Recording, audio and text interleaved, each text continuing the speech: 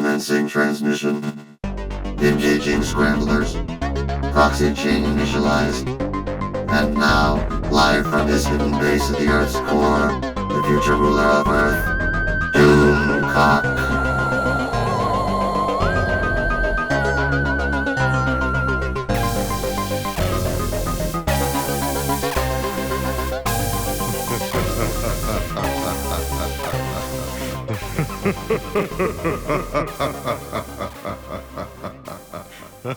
Hail, Dominions and Doomentites! I am Dictor Van Doomcock, the future ruler of Earth. And why am I here today?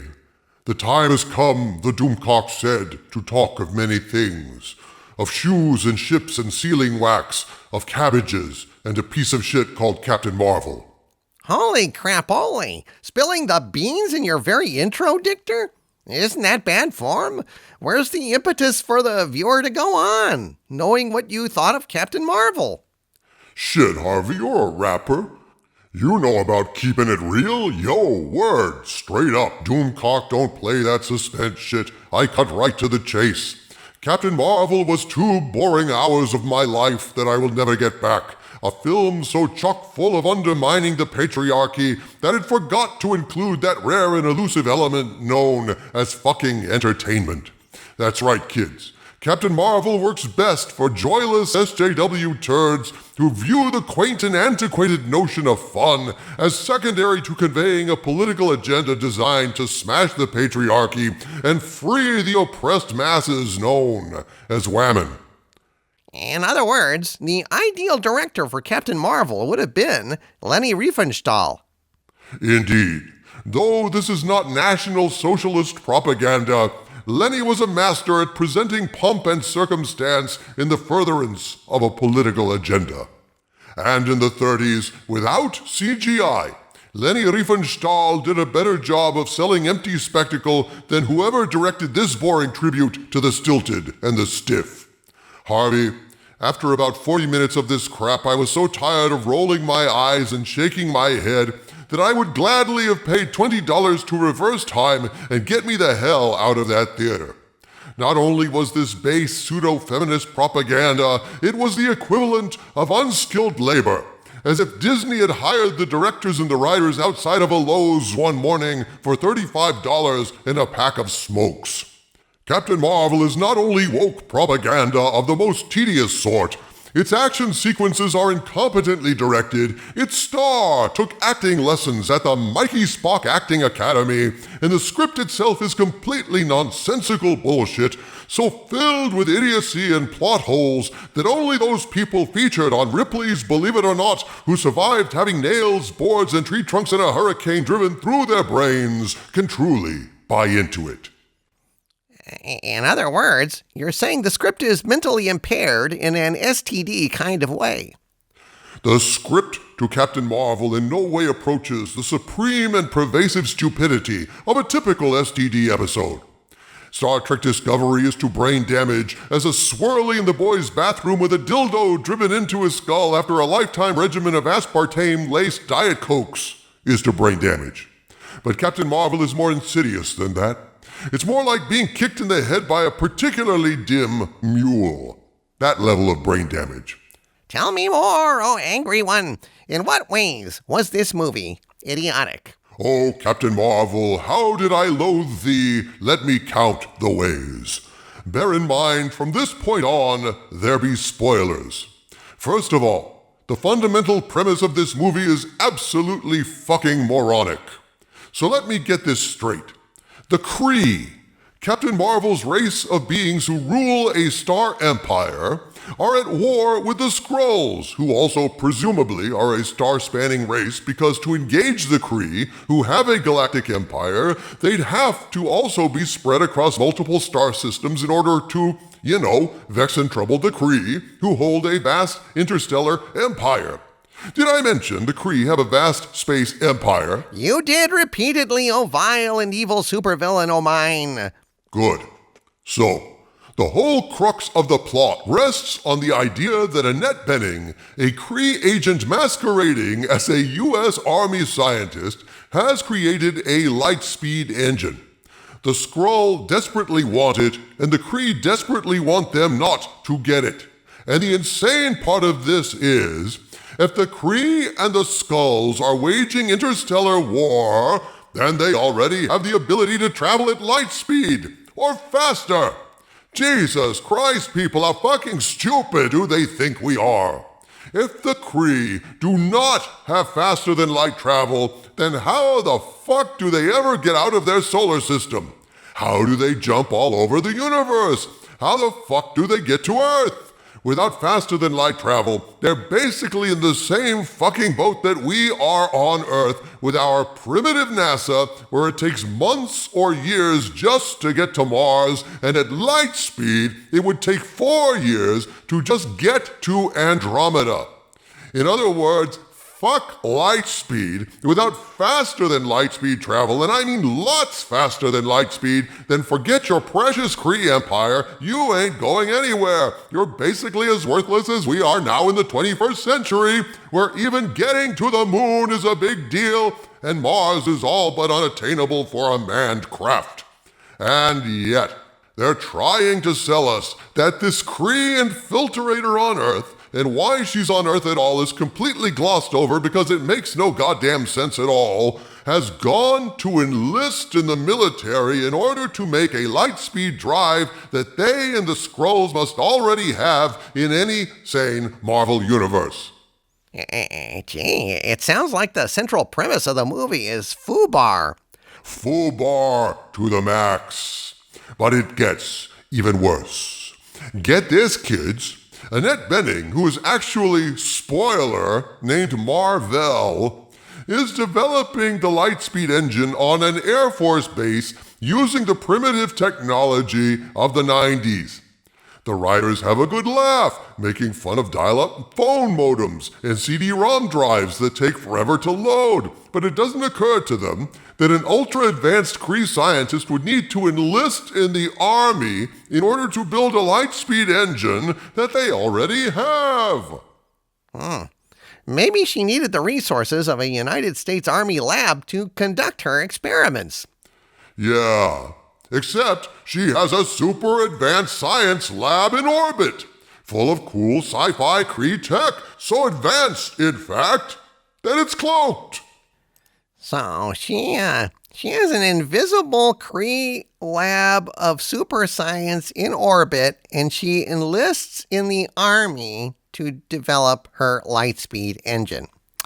Was Alex Kurtzman involved in writing this by any chance? Can't pin this on the Star Trek Discovery writers' room, not this one. No, Marvel crapped out this gibberish all on their own. Yep, this Kree scientist named Mar-Vell traveled to Earth using faster-than-light travel to invent faster-than-light travel by abandoning her cloaked orbital lab in order to enlist in the Army to use their stone knives and bearskins in her experiments. Jesus, can it get any worse? It can. See, Annette Bening, being Kree, has blue blood, so she could never have made it into the Army, because while the military might be dim on occasion, they'd certainly detect blue blood in the physicals. Because they'd look down and say, hey, this woman has blue blood. And then they'd take some more blood and they'd say, hey, look at that, it's still blue. And after they filled the third blue vial, they'd ask for a second opinion. And the other medic would come in and say, yep, it's blue. And so Annette Bening would never have made it into the Army, and so Annette Bening would have had to do science on her cloaked orbital science lab, which is what she should have done in the first place. So why did she come to Earth at all except to make sure to ruin the Marvel Cinematic Universe? Zut alors, Capitaine Mar-Vell es merde. Who told the writers this made any goddamn sense at all? Someone who practices high diving into an empty pool repeatedly while chewing lead paint chips and singing I love you, you love me, dressed in a Barney suit. The purple dinosaur? The very one. This plot is fundamentally idiotic. So even before we get to Brie Larson's inadequately laconic performance and the offensive misandry permeating this thing, Captain Marvel fails the coherence test. It's a dumb plot completely out of line with Marvel movies of the past, as if going woke drove out even a semblance of plot logic. Yet another example of this is Captain Marvel hunting down the Skrulls on Earth. The Kree mission is not to capture Skrulls, but to kill them. So when Captain Marvel detects Skrulls on Earth, what does she do? Kung Fu. How did you know? It was the stupidest thing I could think of. Bravo, Harvey. You've taken the first step toward becoming a successful Hollywood screenwriter. Yes, indeed. It is established early on that Captain Marvel has such powerful fist blasts. She can actually crack the hull of a spaceship, causing it to explode and suck people out into space. But when she finds Skrulls on Earth, she punches them and kicks them and goes roar at them with her tough guy face, rather than actually frag them with her special glow fist attack. You want to know why? Pray tell, O dire doomcock of despair. She doesn't kill any of them she finds on Earth because, spoiler, it turns out at the end that the Skrulls are innocent and oppressed, and the Kree are the bad guys killing them. In the end, they become allies, so to avoid Captain Marvel looking like a murderer, they dumb her down and prevent her from using her powers to accomplish her mission and kill Skrulls. This also allows the Skrulls to escape conveniently so that the story can continue, rendering all the action scenes pointless filler. This doesn't seem like much of a Marvel movie at all to me. It isn't. I was constantly rolling my eyes at the inconsistencies of the plot, put there because they seemed like fun ideas at the script stage, even though they're nonsensical. For example, in a terrible insult to the Marvel Cinematic Universe, it turns out that the energy source for this silly-ass light-speed engine that nobody really needs is none other than the Tesseract. That cosmic cube? The cosmic cube, Harvey, and she's using the Tesseract to fuel her light-speed engine. For God's sakes, a light-speed engine that all logic tells us everybody already fucking has. Jesus. Dum, dum, dum, dum. Dum, dum, dum, dum, dum. The story you're about to hear is dumb. Yeah, no shit. Captain Marvel is supposed to be the face of the MCU moving forward, right? So it makes sense that they try to retcon every bit of Marvel lore they can to shoehorn this nobody into being the biggest deal in the Marvel universe, even if it dumbs down and renders pedestrian everything that came before. For example, in this movie, Brie Larson is not cleared to be a combat pilot when she's in the Air Force, so she has to be content test flying prototype aircraft. This means that she was barred from flying combat missions, and yet, somehow, despite this fact, it turns out her nickname is Avenger, and that's why Fury calls his project the Avengers Initiative. Why would her nickname be Avenger if she never engaged in combat and avenged anyone? Because the writers of this thing are dolts. What the hell did she ever avenge? Did she fly through a cloud casting a shadow on a perfectly lovely picnic? Did she run a test plane over a bird that pooped on a tank? But they do this silly-ass shit to provide us with the illusion that Captain Marvel was the first superhero in the MCU, she was responsible for all of it, and she's the bestest superhero ever. But I can tell you this.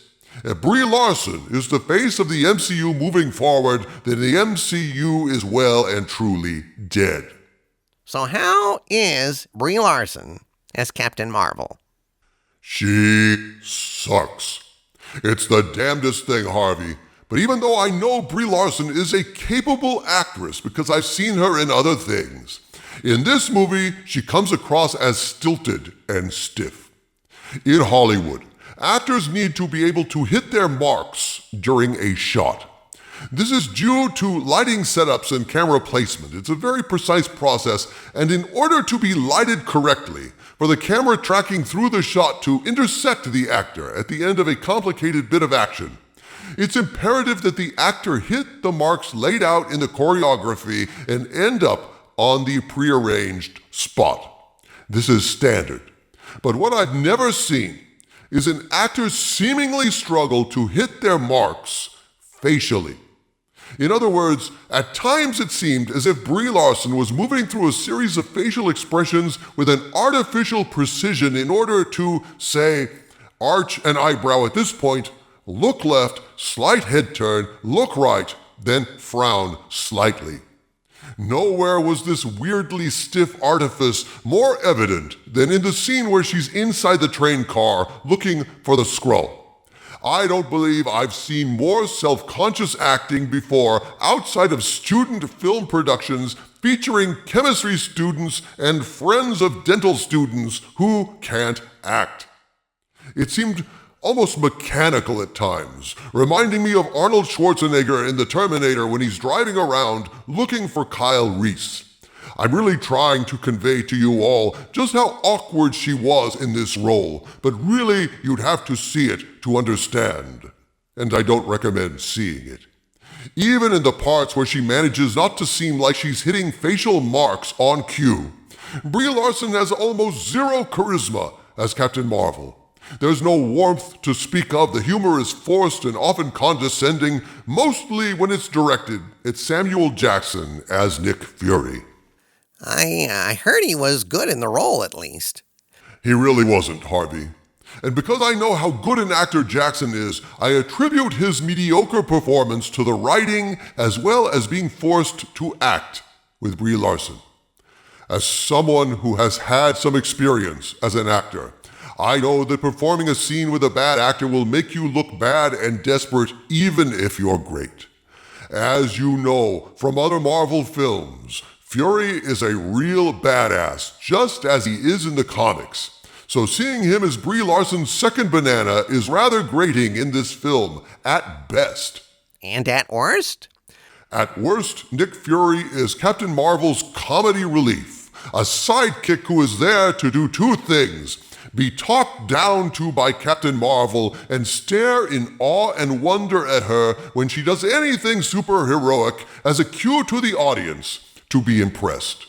But we've seen all of Captain Marvel's heroics before, done better, with better directors who can craft exciting battle sequences instead of muddled messes like the action scenes in this film. Fury being impressed is like a visual laugh track, cueing us in the absence of anything actually impressive that here's where we should be impressed, even if we aren't, like a laugh track that tells us we should be laughing here when we don't. Nick Fury is subtly belittled throughout this movie, over and over again.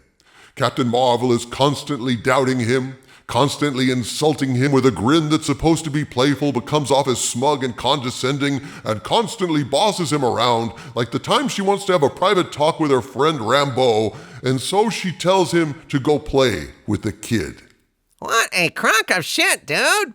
This is Nick Fury we're talking about, not some flunky rookie.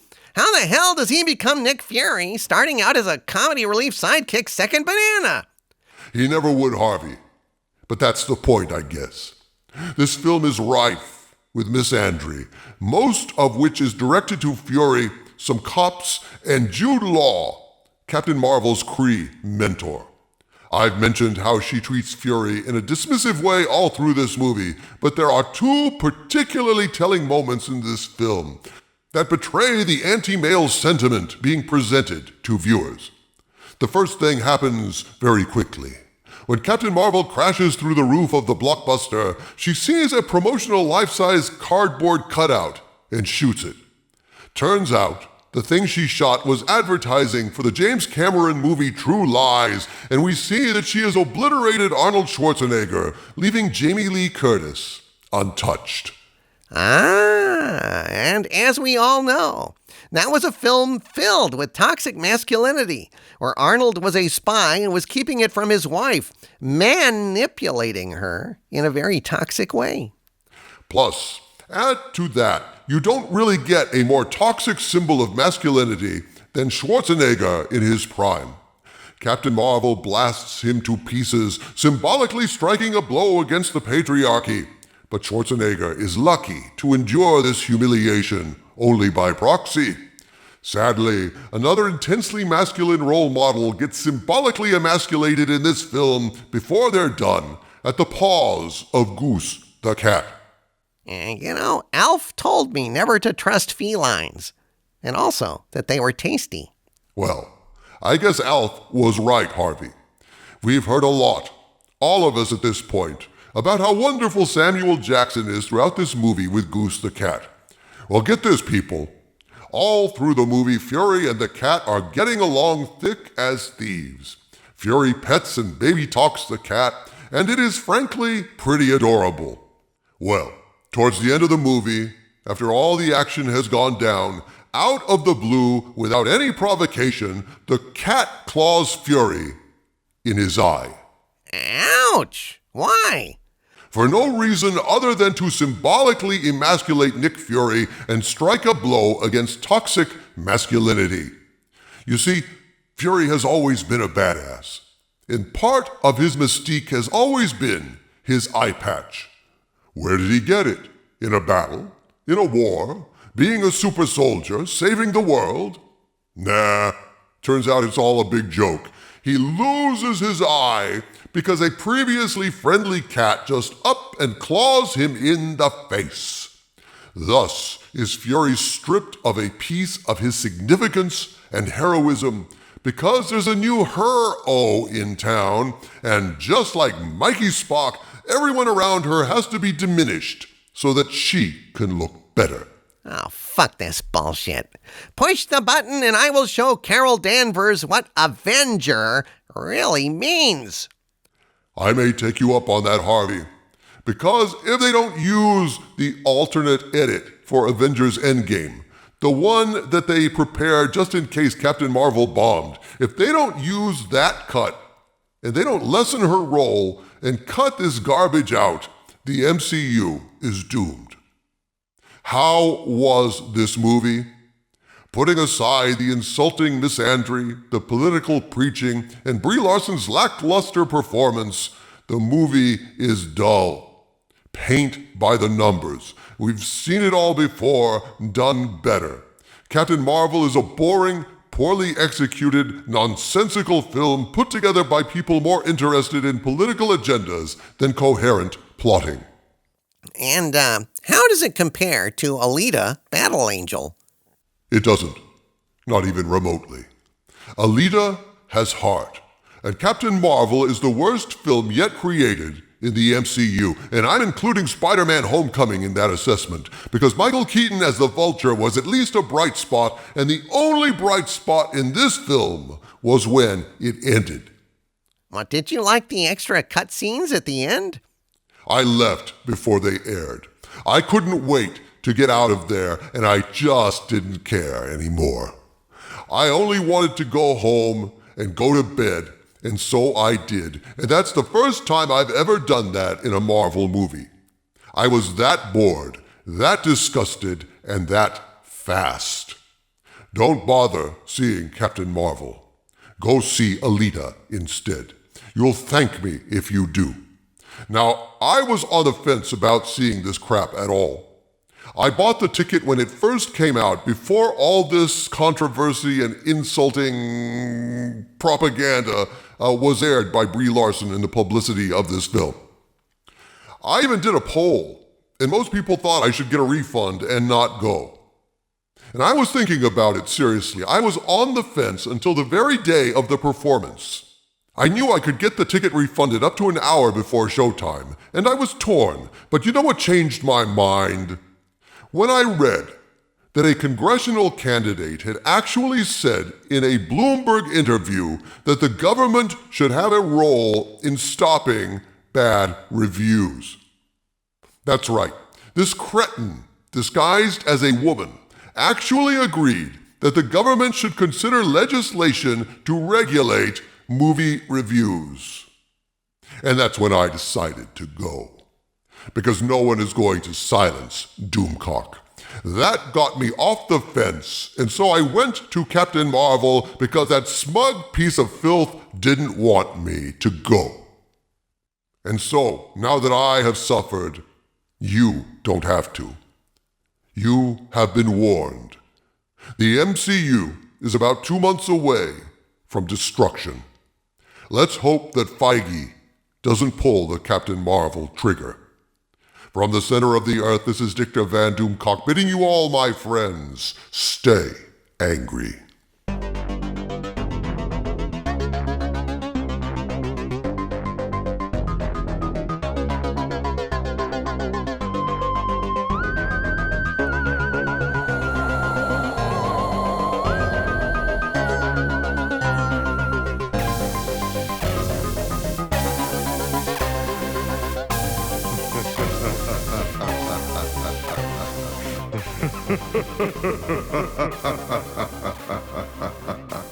Ha ha ha ha.